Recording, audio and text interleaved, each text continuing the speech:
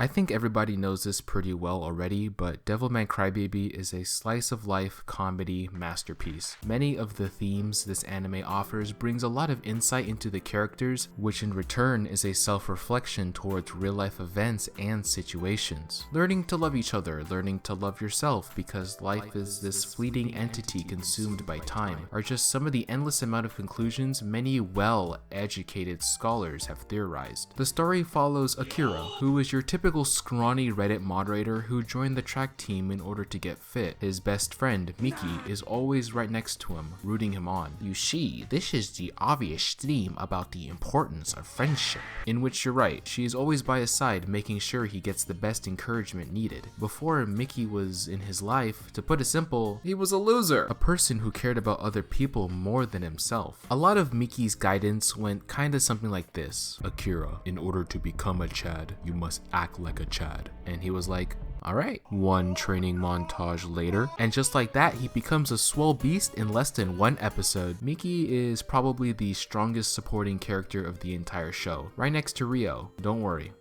We'll get to him. Yet what we find out later is that she has her own set of problems as well. Later into the show, we find out that she is a foreigner, or in Japanese, a fucking American weeb. Although half Japanese, she does get picked on for not being full Japanese, in which sometimes puts a strain on her mental health. There is this one particular scene where she wanted a job at a Japanese cleaning service and was talking to these polite gentlemen right here, but they only hired full Japanese people. A part of Miki joining the track team was so that she can be seen as a woman capable of living in a Japanese society regardless of her mixed race. Keeping this all to herself, when Akira finds out, he couldn't help but cry. Akira decides to be brave and tell her 3 encouraging words. 3 words that might be the strongest, most powerful sentence of the entire show. Miki, don't be dumb. This sentence, making her break into literal tears, gave her the encouragement needed to move forward. While they joke on the situation from time to time, that small interaction made their bond much stronger. What I'm about to show you is an educated scholar who was top of his class, ready to summarize this interaction. Let's bring him in. Relationships are kind of like a rope.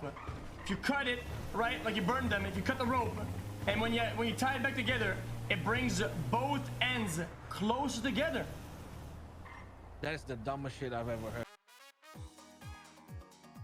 The most common theme in this anime is support, passing the baton as everyone carries the same amount of responsibility. One person who doesn't really understand this is Rio. Rio offers more than just his clean off-white drip. He offers an opposing view. Supporting other people isn't necessary, that the only thing you need in life is yourself. Yo, Rio, I just saw this homeless guy got hit by a car. Should we help him? Sorry, amigo. No speak English. Rio was always a problematic child since birth, seriously trying to kill anything he sees. Wait, as I'm doing the audio recording, I just realized something. Who gave the 5-year-old a box cutter? From the moment they met all the way to their adulthood, Rio always never understood Akira, due to him having the complete opposite set of ideals of caring and support. However, as Rio becomes older and when he finally begins to fully see the world around him, he becomes conflicted with his past ideas. He really wants to change, but is having some internal struggles. The anime is called Devilman Crybaby because Rio is battling the devils inside him. It's thanks to Akira where he finally realizes what he was fighting for this whole time. Only then, Rio finally becomes a supporting figure after neglecting it for so long. This anime offers genuine life advice while sprinkling a little bit of humor. If you liked K-On!, Fruits Basket, or even Origaru, Devilman Crybaby will be right up your alley. There is a reason why it won